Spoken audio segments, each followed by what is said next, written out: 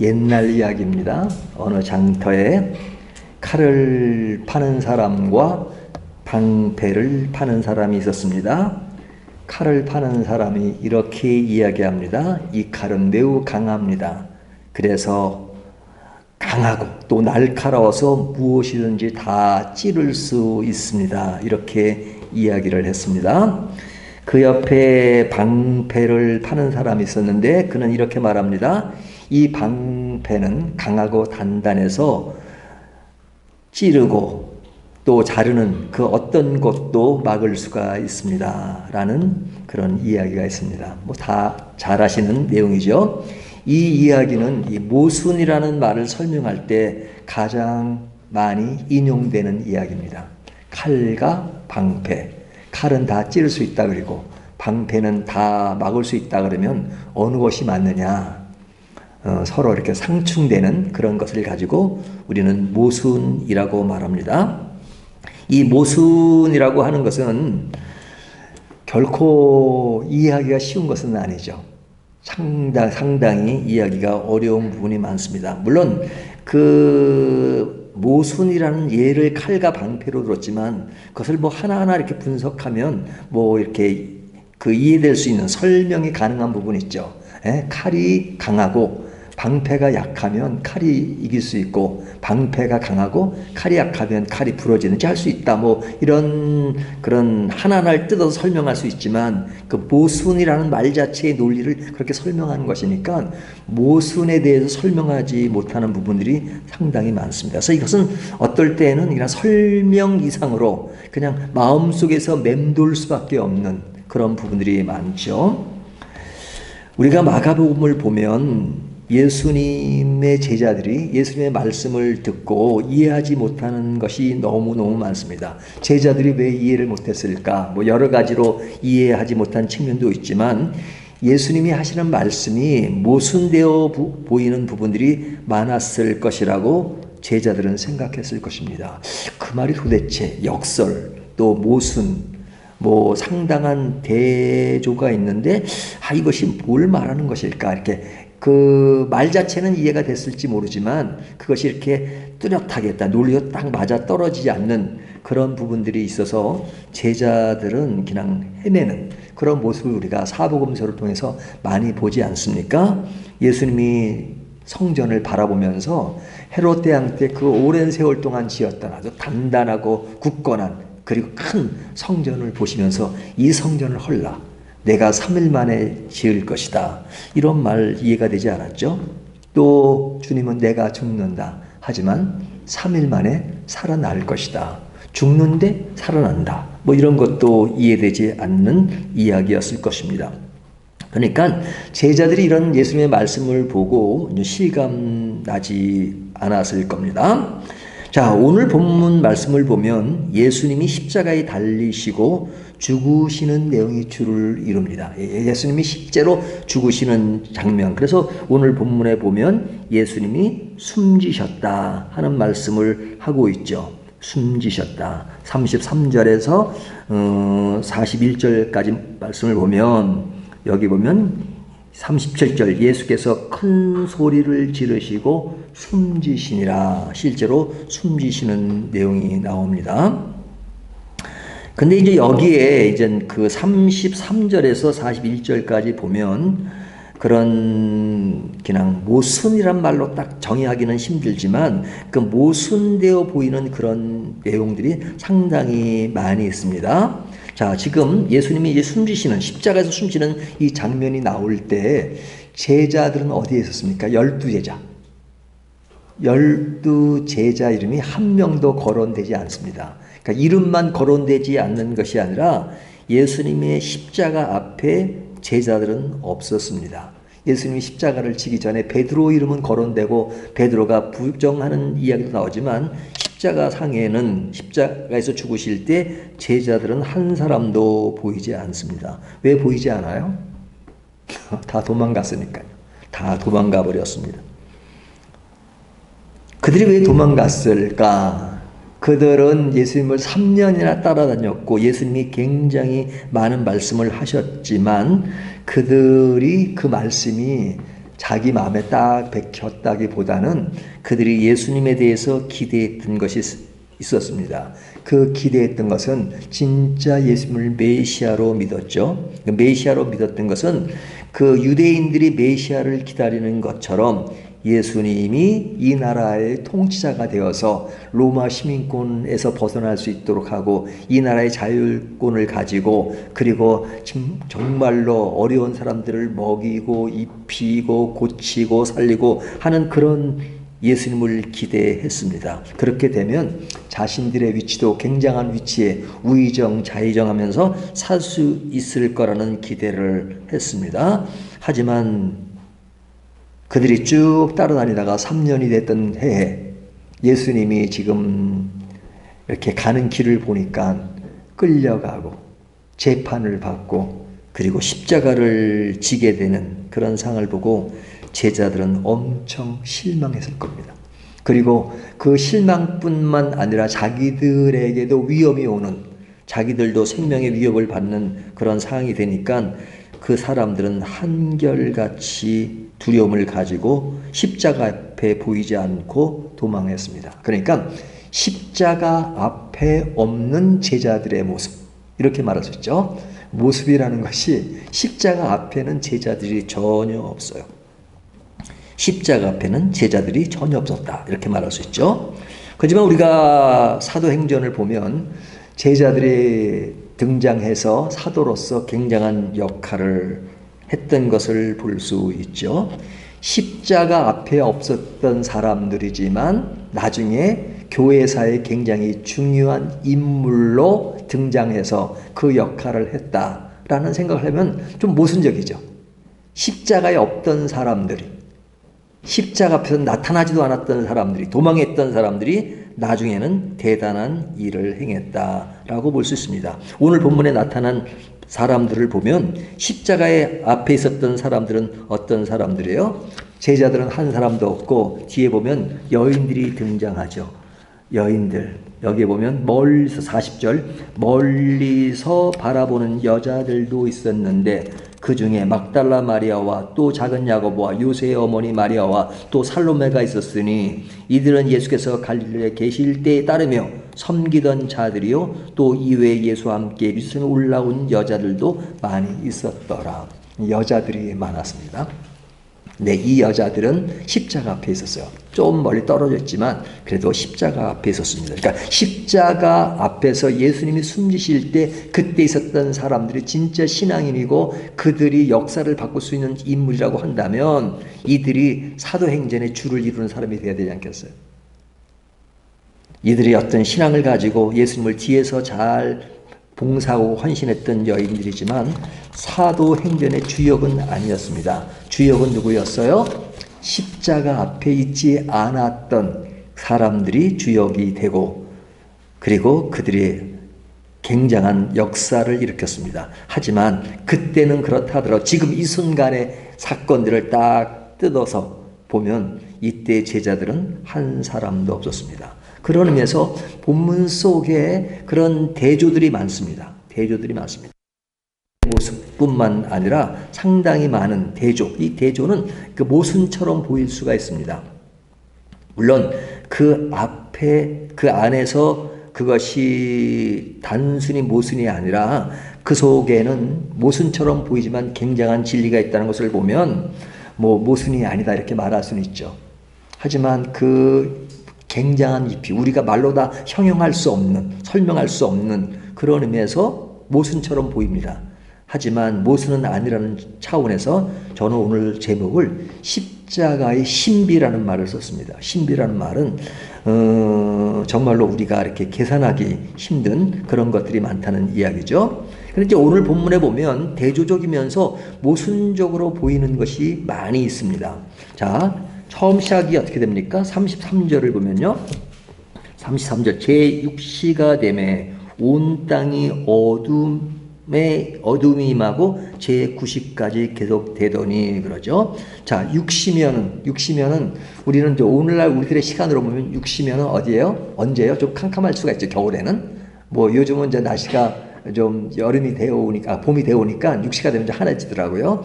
하지만 이 6시는 겨울로 따지면 어두운데 성경에서 말하는 것은 오늘날 우리들의 계산법과 다릅니다.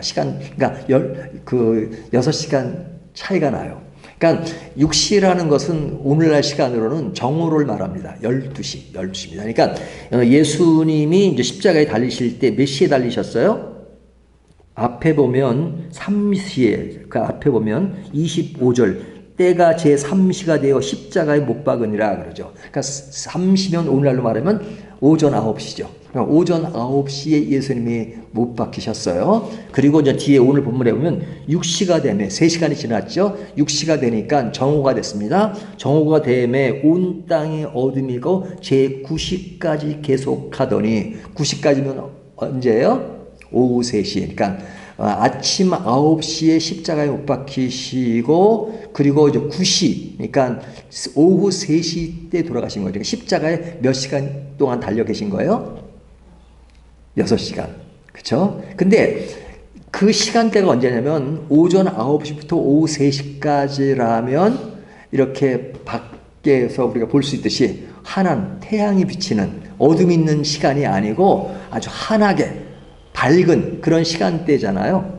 그렇죠? 이제 밝은 시간대입니다. 가장 밝은 시간대라고 말할 수 있어요. 하지만 오늘 본문에 보면 제6시가 되매 온 땅이 어둠이 임하고 그러죠. 어둠이 임했다. 그러니까 이 시간대로 보면 굉장히 환한 시간, 밝은 시간인데 지금 오늘 본문에 나오는 것은 지금 어둠으로 가득 차여 있는 모습을 이야기하고 있죠.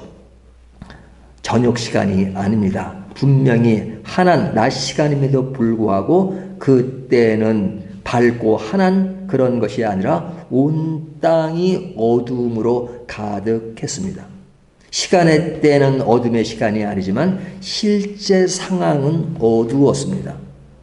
어둠의 때와 밝을 때가 뒤바뀌는 그런 모습을 비춰주고 있죠. 그러니까 이런 것들이 우리들에게 어떤 그런 외형적으로 보이는 지금 밝을 때에 지금 어둠이 있는, 예? 우리가 오늘날도 이제 가끔 좀 뭐 번개가 치고 안개가 치고 그럴 때 이렇게 갑자기 낮 시간에 어두워질 때가 있긴 하죠. 하지만 그것이 흔하게 있는 것은 아닌데 지금 그럴 때마다 지금 이 낮 시간에 왜 이렇게 어둠이 찾아왔지? 뭐 그런 이야기를 하잖아요. 지금 상황에도 보면 낮이지만 어둠이 자욱한 그런 그 상황이 뒤바뀌어 있는 그런 모습을 보여주고 있습니다. 그러니까 이것이 어떤 기후적으로 지금 뒤바뀌어 있는 그런 모습을 자아내고 있지만 단순히 외형적으로 기후만 뒤바뀌어 있는 것이 아니라 오늘 본문 전체 속에는 이런 외형적인 조건이 지금 안에 사건이 이렇게 뒤바뀌어 있고 뭔가가 이렇게 좀 모순처럼 꼬여 있는 그런 모습을 있다는 것을 간접적으로 표현하고 있단 말이죠.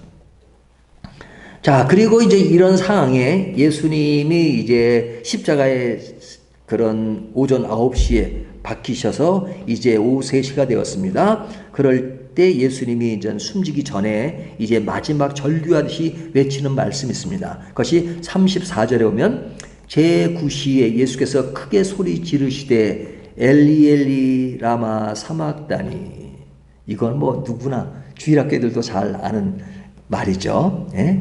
엘리 엘리 라마 사막다니. 자, 이 뜻이 뭡니까? 이거 다 번역할 수 있으시죠? 예? 번역하면 성경이 친절하게 말합니다. 이를 번역하면 나의 하나님 어찌하여 나를 버리셨나이까 하는 뜻이라. 나의 하나님 어찌하여 나를 버리십니까? 지금 예수님이 십자가 위에서 하나님께 기도하는 겁니다. 나의 하나님 어찌하여 나를 버리시나이까? 하나님에 대한 불만 뭐 그런 건 아니죠. 예? 나를 버리시나이까? 그런데 여기에서 예수님이 기도하실 때 지금 나의 하나님이라고 기도합니다. 근데 이 앞에 보면 예수님이 겟세마네 동산에서 진짜 제자 3명을 데리고 기도할 때의 모습이 나타나죠. 굉장히 그 당시에도 절박한 상황에서 하나님께 기도합니다. 근데 그때 하나님을 향한 호칭이 어때요? 아빠, 아버지. 예? 그렇게 호칭을 하잖아요. 아버지요, 할 수만 있다면 이 잔을 내게서 넘기게 해 주십시오. 그때 호칭은 뭐예요? My Father.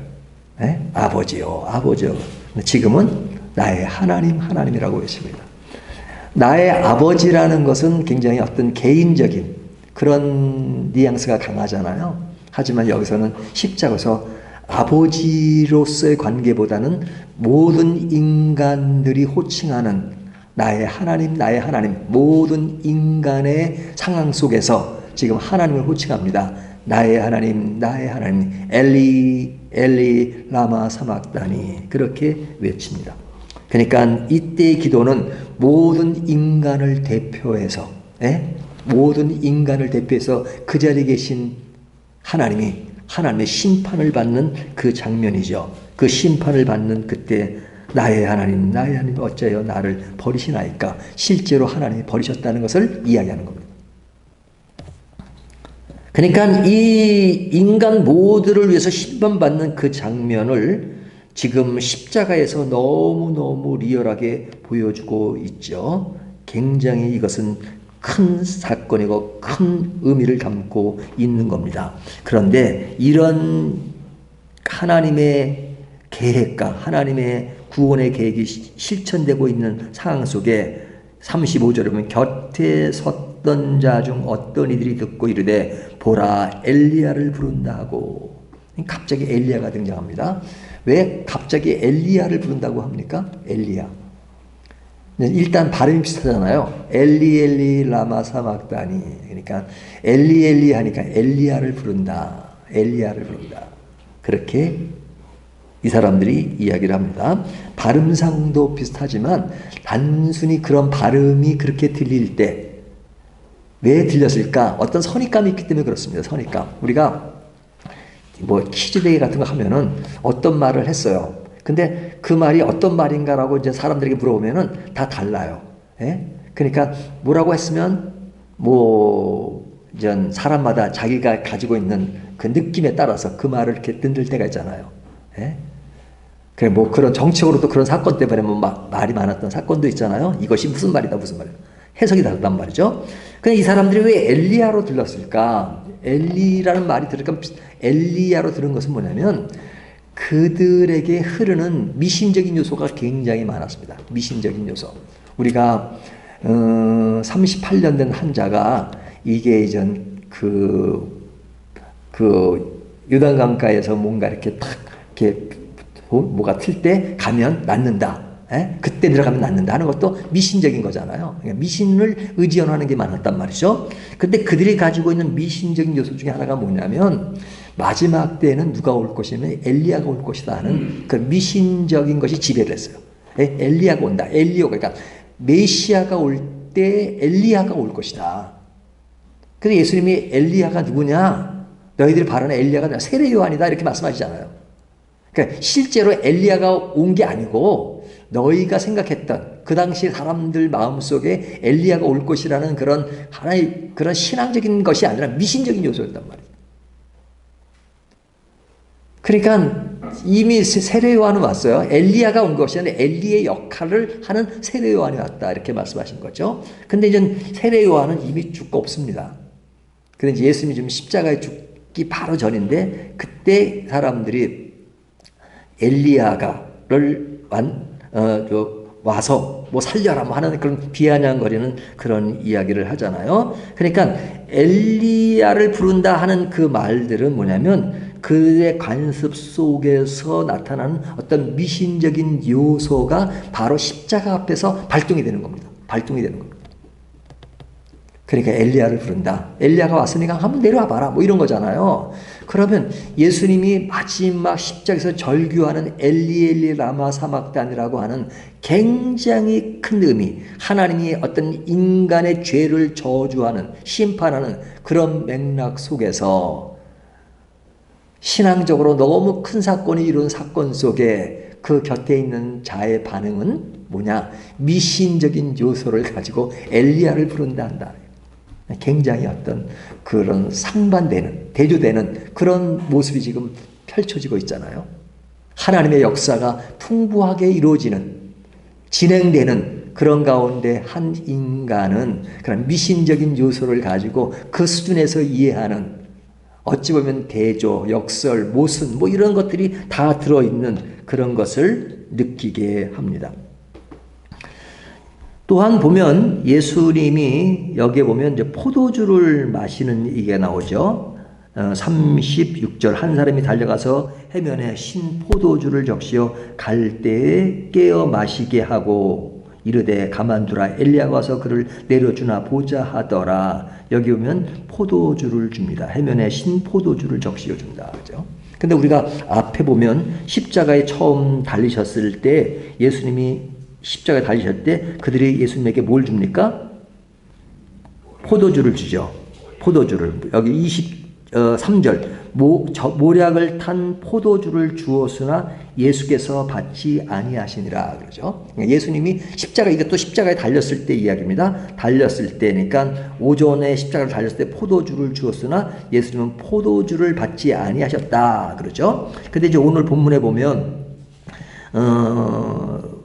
포도주를 적시어 갈대에 깨어 마시게 하고 이르되 가만두라.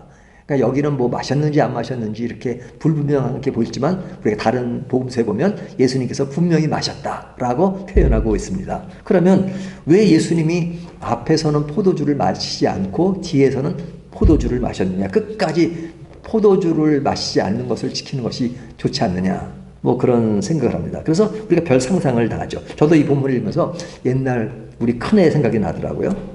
영아기가 이제 영국에서 태어났는데 저희 집사람이 영국 병원에 갔습니다. 그러니까 영국 병원에 가면 영국에는 애를 낳으면 애는 여자만 낳는 게 아니라 남자도 같이 낳는 그런 사상이 지배적이기 때문에 남편이 반드시 옆에 있어야 합니다. 애기 낳는 그 장면을 아주 통증을 느낄 때부터 반드시 남편이 옆에 있어야 돼요. 그러니까 저도 이제 그때 이제 학교를 다니고 있을 때 영국에서 그냥 호출이 와가지고 팍 병원에 이제 불이 나갔습니다. 불이 나갔더니 바로 이제 수술실에 들어가가지고 이제 애기 낳는 그 방에 들어가서 이제 막 하니까 저 사람 힘들어가지고 막 이제 그럴 때예요. 통증이 와가지고. 근데 의사가 그렇게 얘기하다 저 사람한테 마취를 할까요 말까요? 아기를 낳는데 힘드니까 아프니까 마취를 할까요? 할까요? 그러니까 저 사람이 no 그러더라고. 마취 안 하고 낫겠다 이거죠.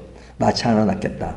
그래서 속으로 이렇게 힘들면 마취를 하는 게 나을 텐데 왜 저렇게 담대하게 그냥 그 애를 낳는 그 엄마의 마음이 저런 것이구나 그렇게 생각을 했습니다.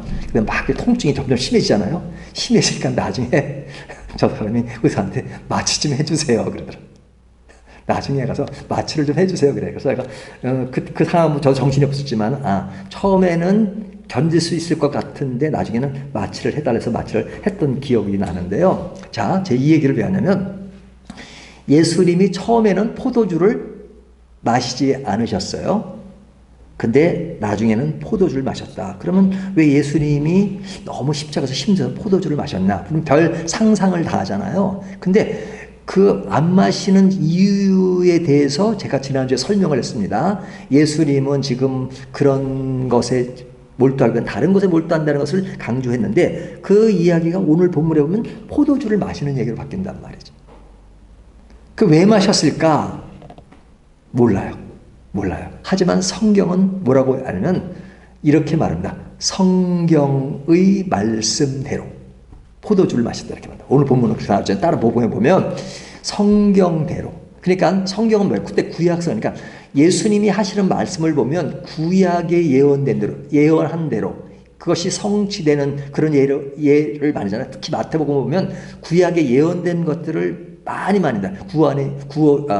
구약의 예언이 이렇게 됐는데 이렇게 성취됐다, 완성되었다. 그러니까 예수님의 십자가의 죽으심은 그냥 어느 날 갑자기 그냥 사건에 이게 끌려가서 이루어진 것이 아니라 이미 오래전부터 하나님이 계획하신 것들이 예언된 것들이 하나하나 다 이루어진 것이다. 그러니까 그 이루어진 사건이 한두 가지가 아니란 말이죠. 근데 포도주를 마신 사건도 시편 61편에 있는 그런 것이 이루어진 것으로 이야기를 하고 있단 말이죠.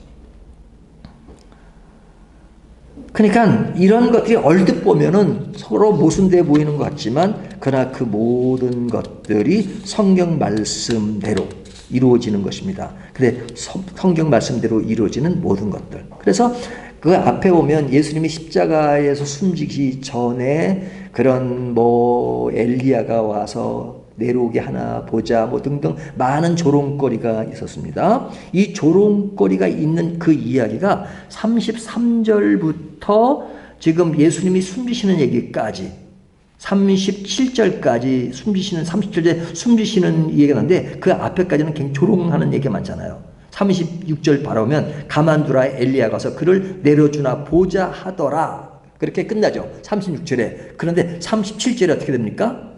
예수께서 큰 소리를 지르시고 숨지시니라 그러죠. 이것이 우리가 36절에서 37절로 갔을 때 그냥 숨쉬었다 이렇게 쉽게 이해할 수 있을지 모르지만 사실은 우리들이 어떤 생활 속에서 느끼는 것은 뭐냐면 예수님이 십자가에서 그렇게 조롱당하고 엘리 라마 사막단이라고 할 때 엘리야를 상상하고 미신적인 요소로 접근해서 예수님을 조롱하는 그런 사람들의 모습을 보면 예수님이 그때 숨지실 것이 아니라 정말로 천군 천사가 내려와서 이런 아주 참 상식도 안 되고 모순 속에서 그냥 그 일을 제대로 알지 못하고 행하는 사람들에게 숨지시는 것이 아니라 더욱더 예수님이 살아나셔서 그냥 더 큰 힘과 능력으로 그들을 제어하고 하는 것이 더 사람들에게 맞아 보일 수 있단 말이죠.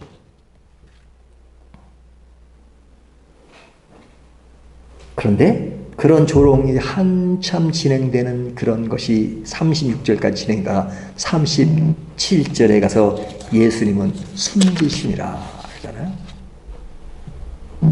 그러니까 이 숨지시니란 말은 우리들이 어떤 사고 속에는 이럴 때는 숨지시는 게 아니라 더 살아나서 큰 힘을 발휘하셔야 되는데 숨지시니까 모든 것이 다 끝나버렸고 모든 게임이라고 말하면 모든 시합으로 말하면 시합 이런 것이 다 종을 쳐버린 숨지시는 것으로 딱 인식될 수 있단 말이죠.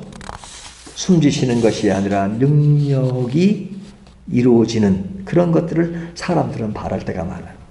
우리가 십자가 얘기를 할 때는 십자가의 어떤 이미지 또 그 안에 개념이 너무 강하기 때문에 우리는 이미 알고 있지만 그러나 실제 생활 가운데는 십자가 앞에 조롱당하는 그런 예수님 앞에 예수님은 그냥 숨지시는 것을 바라는 것이 아니라 큰 능력을 바라시는 그런 주님을 우리는 바랄 때가 많아요. 하지만 이런 그 아주 미신적인 요소로 압박하고 그런 것에 대해서 너무 간단하게 막아는 예수님은 소리지며 숨지시니라고 딱 끝내버려요. 그래서 어찌 보면 이렇게 끝나는 것이 좀 인간적 관점에서 보면 너무 허무하고 너무 이게 힘없이 끝나버리는 그런 느낌을 받을 때가 있습니다.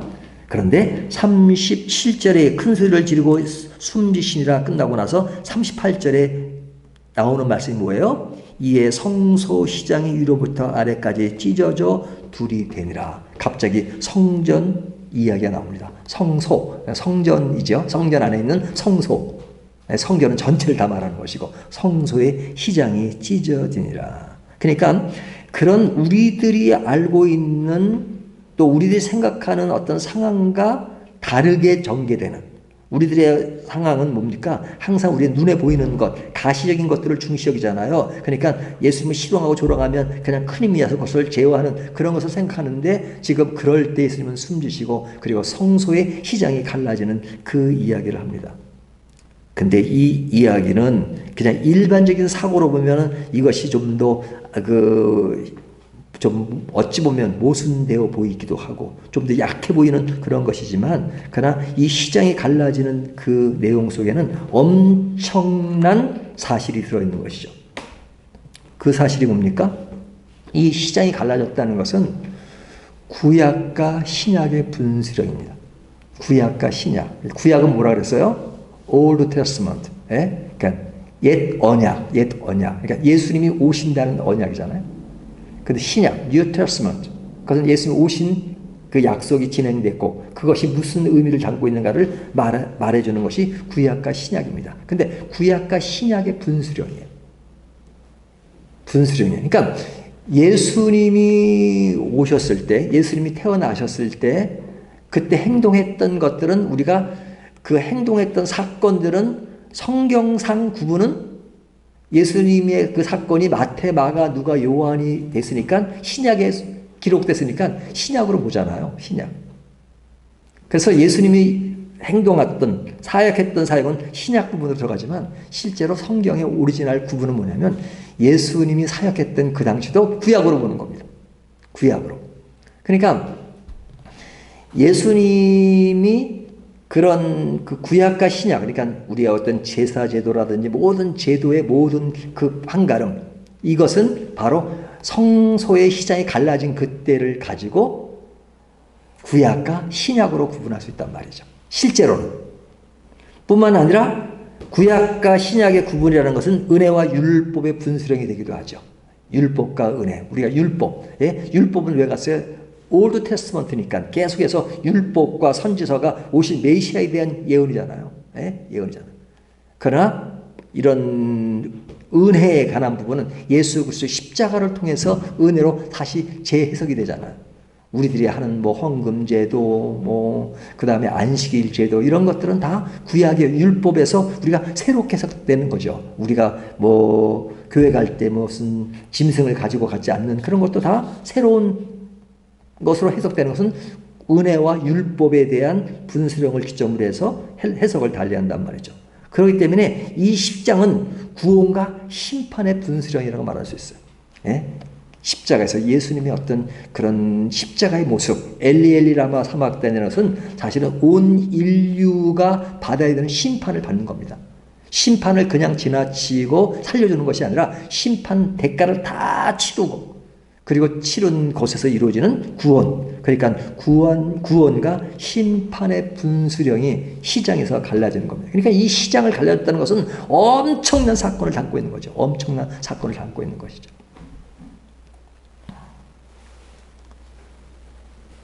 이 사건의 크기와 이 사건의 깊이를 안다 그러면 엄청 놀라운 것이죠. 근데 이 놀라운 사건을 사람들은 잘 알지 못하고 그냥 지나갑니다. 제자들도 없고 여인들이 있긴 하지만 멀리서 쳐다보고 있고, 그렇죠? 그런데 오늘 본문은 바로 그 시장에 갈라지는 그 이야기를 하고 나서 바로 이어지는 말씀이 뭡니까? 39절이죠. 예수를 향하여 섰던 백부장이 그렇게 숨지심을 보고 이르되 이 사람은 진실로 하나님의 아들이었더라 하더라. 여기 백부장의 이야기가 나옵니다. 백부장은 어떤 사람을 말해요? 100명의 부하가 있는 사람. 100명의 부하가 있는 사람. 오늘날 말하면 한 중대장 정도 되려나요? 근데 백부장은 로마 군인이죠. 로마 군인은 예수님을 십자가에 못 박는 그 일을 진행했던 사람입니다. 예수님을 십자가에 못 박는 그 일을 로마 군인들이 집행을 했잖아요. 근데 그 집행을 했던 군인입니다. 그 군인 중에 한 사람의 백부장이, 예수를 향하여 섰던 백부장이 그렇게 숨지심을 보고, 그렇게에는 많은 것이 함축되어 있겠죠. 이르되 이 사람은 진실로 하나님의 아들이더라 하더라. 이 사람이 바로 그분이 하나님의 아들이라고 고백을 합니다. 여러분, 이것이 하나님의 아들이라고 고백하는 그 이방인이, 그것도 예수님을 십자가에 못 박고 했던 그 군인이 예수님을 보고 그 모든 진행되는 십자가의 사건을 보고 이분은 진정으로 하나님의 아들이라고 말하는, 고백하는 그것이 얼마나 큰 모순처럼 보입니까? 3년 동안 따라다녔던 제자들은 보이지 않고 그들은 보이지도 않고, 근데 예수님을 십자가에 못 박았던 그 백부장이 예수님을 향해서 그 모든 진행했던 그것을 다 보고 난 이후에 하는 말이, 저분은 진실로 하나님의 아들, 하나님의 아들이라는 고백을 이방인의 입에서 하고 있는 것입니다. 십자가 앞에서 멀리서 바라보는 여자들의 이름들도 구체적으로 기록하고 있죠. 비록 멀리서 보고 있지만 그 여인들은 십자가를 증언하는 자로 기록되어 있고, 그래서 그 여자들의 이름이 아주 구체적으로 기록되어 있어요. 그래서 몇천 년이 지난 우리들도 그 여자의 이름을 기억하고 있잖아요. 그리고 이 여인들은 예수님이 부활하셨을 때 부활의 사건을 처음 보는 여인들이 되었고 부활의 증인이 되기도 했습니다. 부활의 증인도 되고 그리고 십자가 앞에서 그것을 목격하고 그것을 증언하는 여인들이 되었습니다. 십자가를 목격했던 이 여인들, 그리고 하나님의 아들이라고 고백했던 백부장, 이런 모든 사건들, 이런 것들이 우리에게 너무나도 많은 것을 생각하게 하잖아요. 이 얽혀지는 사건들, 이것이 보면 우리에게 이렇게 퍼즐이 맞춰지는 것처럼 맞춰지지 않습니다. 제자들은 보이지 않고, 그리고 이 사람들이 그런 십자가에서 하나님의 아들을 고백하고, 그리고 고백하는 사람은 이방인이었고 십자가에 못 박았던 백부장이 그렇게 되는 것들, 그리고 하나님의 위대한 일들이 그렇게 전개되는 그런 가운데 사람들은 미신적인 요소를 가지고 예수님을 비아냥거리는 그런 것들, 이런 것이 막 이렇게 얽혀져서 이루어지는 것들을 보게 되잖아요.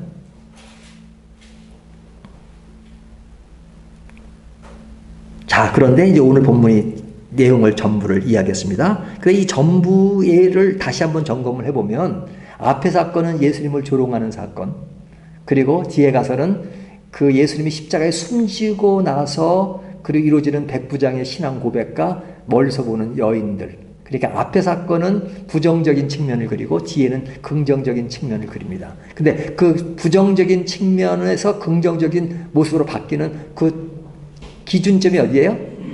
기준점이 36절과 37절. 예수님이 십자가에서 숨지시니라. 그러니까 십자가에 숨지시니라. 그리고 시장이 갈라졌다 하는 36절과 37절을 기준으로 해서 앞에 거는 부정적인 측면을 다루고, 후에는 숨지시는 이후에 일어난 것은 굉장히 긍정적으로 백부장의 신앙 고백을 이야기하고 있잖아요. 그러니까 그런 변화의 대변역, 그것은 무엇을 기점으로 이야기하고 있어요? 예수님이 십자가에서 숨지심을 가지고 이야기하고 있단 말이죠. 근데 그 숨지시는 것들은, 사람들은 숨지면 끝나는 것이고, 숨지면 다 이제 모든 것이 우리가 그런 형사극을 보면 그냥 아무리 살인자라고 하더라도 살인자가 죽으면 그 사건은 종료되는 겁니다. 근데 예수님의 숨지심은 종료되는 것이 아니라 완전히 사건을 뒤바꾸고 새로운 세계를 펼출하는, 그 새로운 세계에 펼출되는 것은 막아는 성소의 시장이 갈라지는 것으로 이야기하고 있습니다. 그렇기 때문에 십자가는 뭡니까? 굉장히 신비스러운 것이에요. 예수 그리스도의 십자가는 굉장히 신비스러운 것입니다. 예수님의 죽으심이 영원한 생명이 있게 만들고, 하나님의 심판이 이루는 십자가가 인간을 구원하는 계기가 되고, 그래서 이런 것들이 역설적이고 모순적으로 보이지만 그러나 그 속에 표현된 하나님의 역사는 너무 크기 때문에 이것은 우리로서 표현할 때는 신비롭다라고 말할 수밖에 없습니다. 이 신비로움을 실감하고 느끼는 것이 뭡니까? 그것이 믿음이에요. 오늘 말씀을 주는 최종적인 결론이 뭐냐? 십자가를 이렇게 뜯어보면 너무나도 황홀하고 신비스러운 겁니다. 우리가 말로써 이론적으로 다 척척척 퍼즐 맞힐 식으로 다 할 수 없어요. 말을 논리에 설명할 수가 없어요. 그리고 모순처럼 보이는 것이 너무 많아요. 하지만 그 사건은 우리들에게 너무나도 놀라운 변화를 이룬 것입니다. 예수 그리스도의 십자가는 너무나도 많은 신비를 담고 있기 때문에 우리는 그 신비 안에서 더욱더 큰 믿음의 세계를 경험할 수 있는 겁니다. 십자가는 우리의 신앙, 우리의 삶, 이런 것이 어떤 형태로 가야 하는가 하는 것을 다 담고 있는 겁니다. 그렇기 때문에 우리에게 가장 중요한 것은 뭐냐?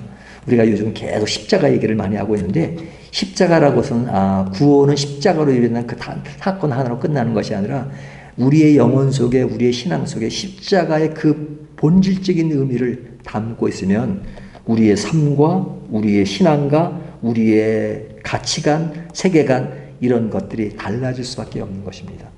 십자가를 가지는 이 위대한 사건을 가지고 인생을 살아가는 사람과 이 십자가를 그냥 하나의 그냥 표면적으로 십자가는 구원이래 어렴풋이 아는 것을 가지고 살아가는 사람과는 삶의 형태가 완전히 다를 수밖에 없죠. 우리가 완전하지 못합니다. 우리가 불안합니다. 하지만 십자가는 그런 우리를 구원하시고 새롭게 만드십니다. 제자들은 십자가에 있지 않았어요, 앞에. 하지만 십자가 없다고 해서 그들이 끝나버리냐, 예수님이 숨지심으로 제자들도 완전히 끝나버리냐, 아니지 않습니까? 사도행전에서 십자가 앞에 없었지만은 사도들의 놀라운 변화는 바로 예수님의 죽으심이, 숨지심이 바로 그들을 위한, 십자가 앞에는 없었지만 그들을 새롭게 만드는 힘과 능력이 되었기 때문에 여전히 우리들은 십자가를 온전히 이해하지 못하고 부족하지만 그 십자가가 우리를 늘 새롭게 만들고 우리를 다른 사람으로 만드는 것이라면 오늘날 이 말씀을 통해서 우리가 십자가의 신비를 지니고 산다는 것이 얼마나 중요한가 하는 것을 다시 한번 생각하게 합니다. 이 십자가의 신비를 다시 한번 느끼고 경험하는 저와 여러분이 되시기를 주님의 이름으로 축원합니다.